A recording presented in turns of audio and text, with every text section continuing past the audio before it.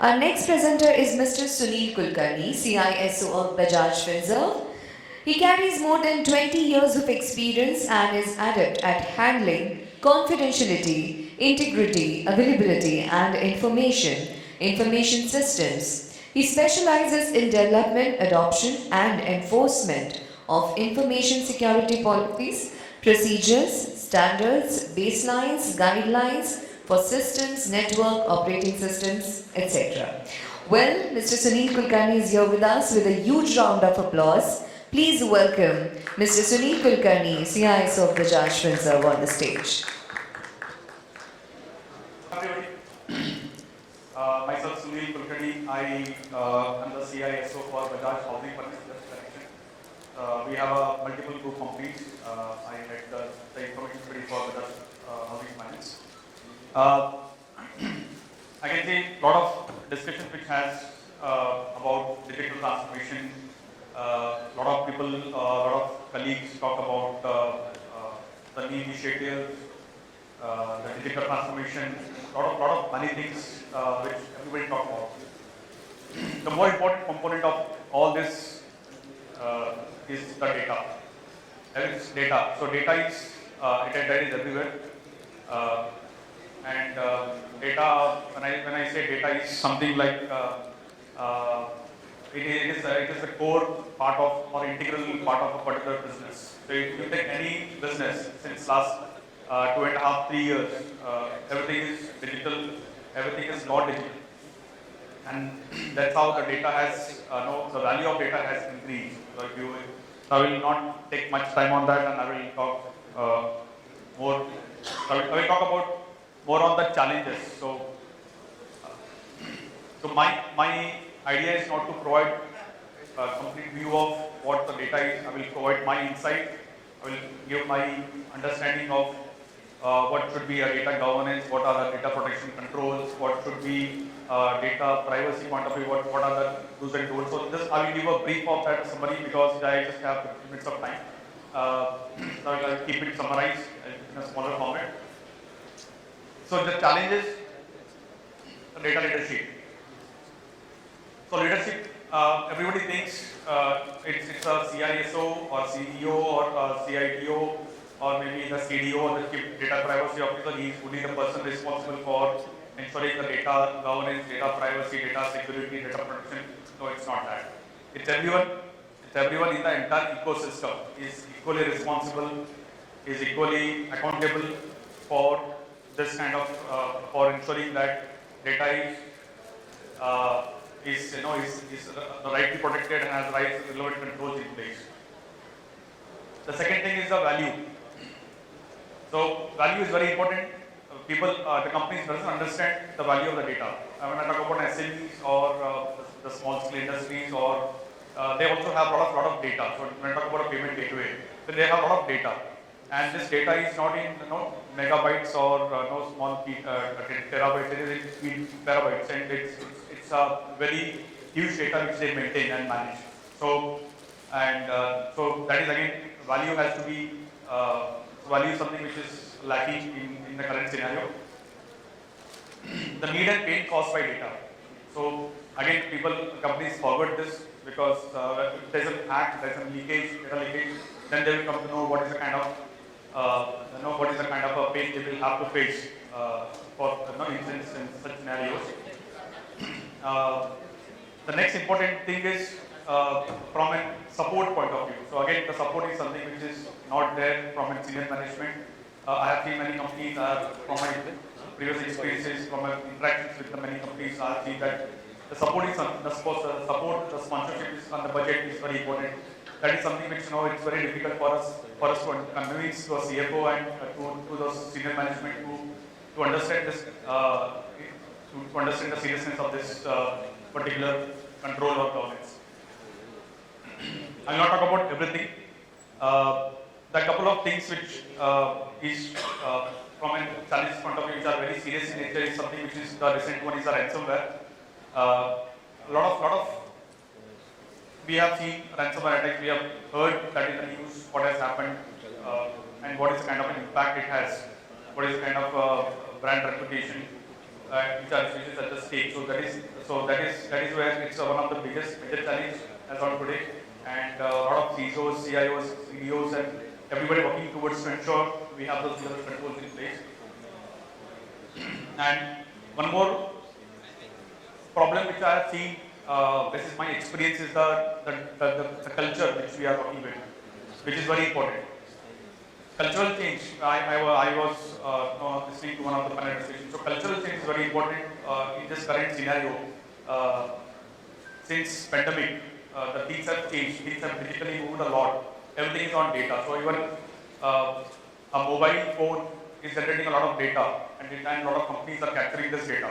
So even a form which is not filled, so you go to a Google or if you go to an internet, if you fill a form, you don't submit it, no issues.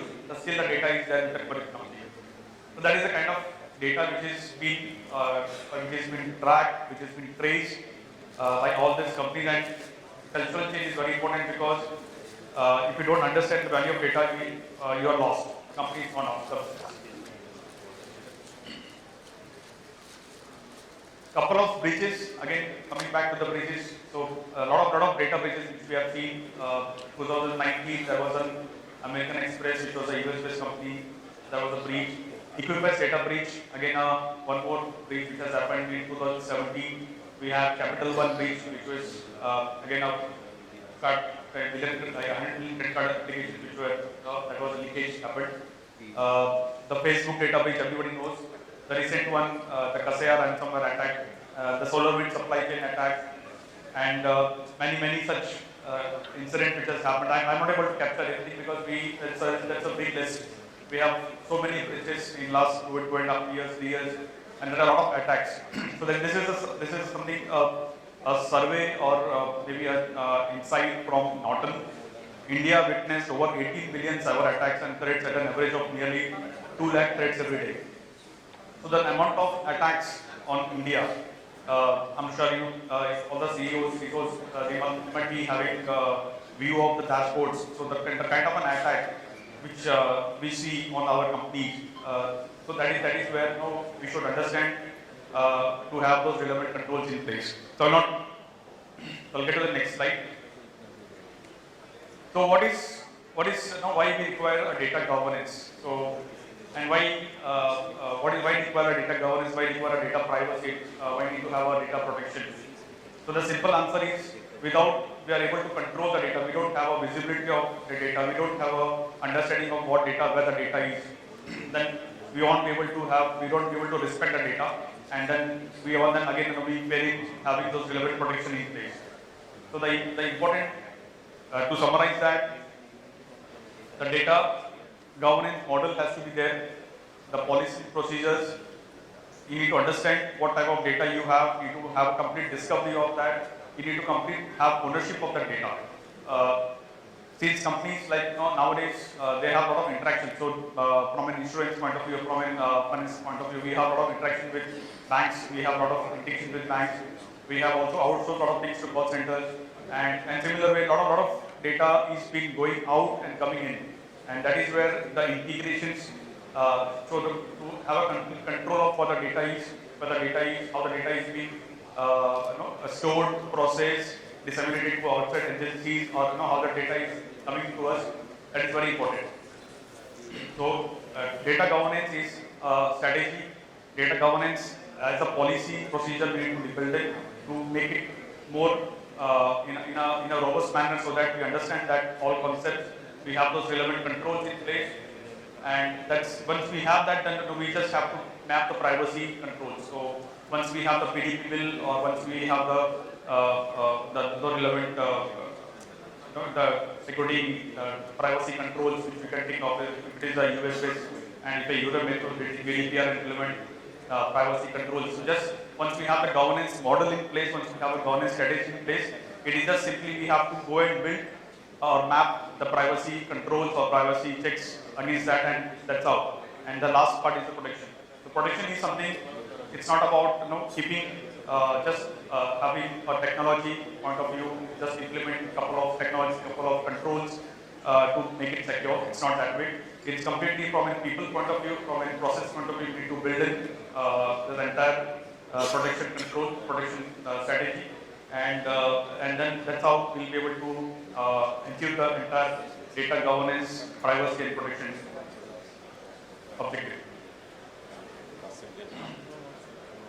Again, coming back to that, the goal is to establish the methods, the sets of responsibilities, the processes to standardize, integrate, protect, and store corporate data. And then apply privacy controls, apply security controls, data protection controls with the aim. So the aim is to have minimize the risk, because we are living on a kind of on a very big data. The risk is very high from a data leakage point of view, from a data loss point of view, and that is how we can have those relevant processes and policies to reduce the risk. Internal rules for data rules. I've seen this one of the bigger challenge and bigger issue when we talk about having internal rules. I've seen companies, "Arey, mujhe chahiye access, I want access, you give me access to it. I'm a CIO or I'm a CEO, you give me access, I don't want you give me that access." So that is a kind of a rules is something which is very important, and it has to be a top-down approach. You should not, as a organization, from a management point of view, is to understand who requires data and what type of data is required, and whether that really that requirement is genuine. If yes, then access should be provided. Otherwise, it has to be a list privilege. It has to be only to those who require it from a day-to-day activities. The next is the compliance. Compliance, again, it's not common to ensure that we have just a couple of checks and we say, okay, we comply to that. We should comply to the from a requirement point of view to ensure that we have those relevant checks in place and we understand that thoroughly in the ecosystem. Improve internal and external communication. So this is also very important. From a controls point of view, it is for the companies who have to communicate back to the customers. If it is a B2C kind of an organization, like it is selling to customers, it is very important for them to understand how they are able to communicate back to the customers, what is the kind of information they are passing out, and what are the messages they are passing out to the customers. So that is where it is very important. The value of data, again, so once we have those controls in place, we definitely will be able to understand the value of data and have those relevant protection in place, and that way we will increase the value of that.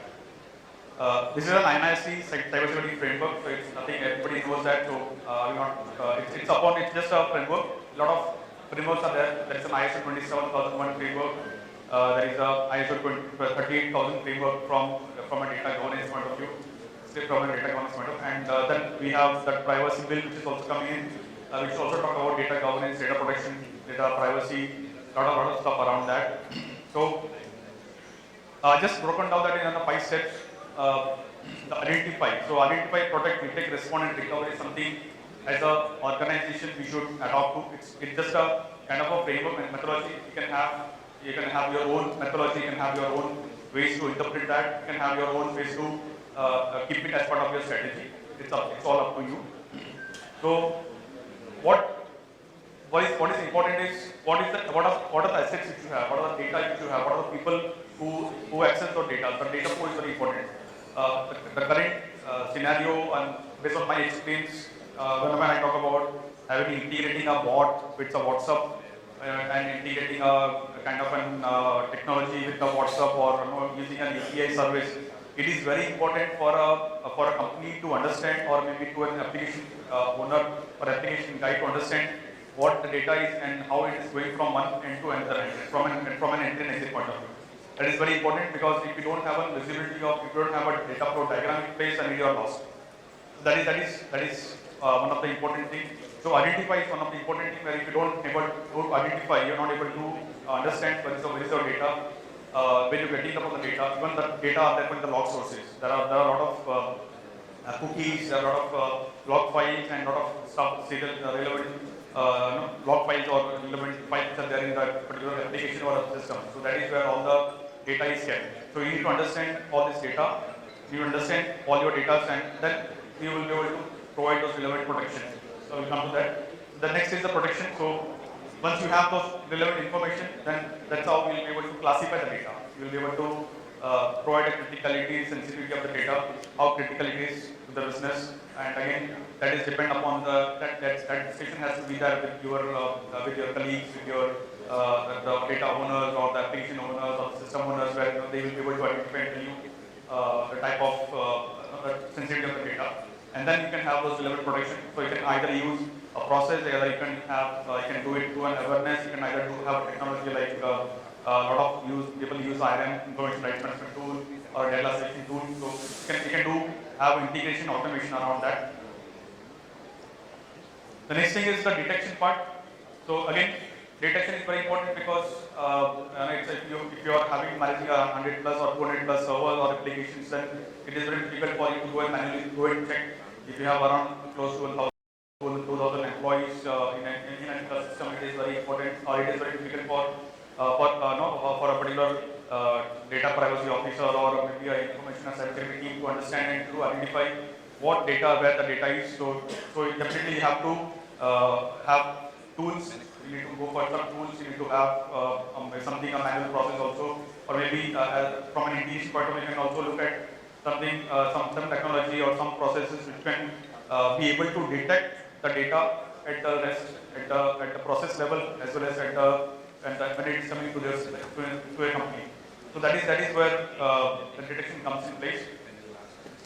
From a response point of view, again, so what if you are breached? What is that? See, because everybody is, nobody can say everybody is secure. We will breach some other day. We never know, because the kind of an attacks which we are seeing, it is something like this. Sabka number aayega. So it is very simple that. So what is that? Hamara number aayega. So what we have to do is, so it is not that we have to panic. We know that what we have to do. We need to have a response plan in place. We need to have a communication plan in place. We need to build that. We need to exercise that. So just keeping a plan and keeping it in a D drive is not going to achieve that. So you need to practice that plan on a day-to-day basis, or maybe on a monthly or quarterly basis, whatever the frequency is more convenient for everybody. That is from a response point of view. And the third thing and the last thing is from a recover point of view. So what if once you have those response plan, once you go into breach, so what is the recovery plan? So from a recovery point of view, there are a lot of companies who help companies who are with or who are facing certain incidents. They help in recovering them. So from a brand reputation point of view, from a data recovery point of view, from the hackers, from a third party. So a lot of recovery agencies are there which can provide you those kind of support and help, and that is where. But again, that has to be planned, and we need to also have those as part of your communication plan or response plan. So that's it from my end. I wanted to keep it very short. I wanted to make it because it's a very vast topic, and I will have to get it.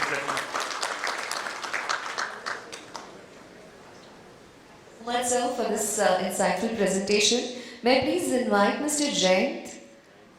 Yes. So please present this small token of appreciation.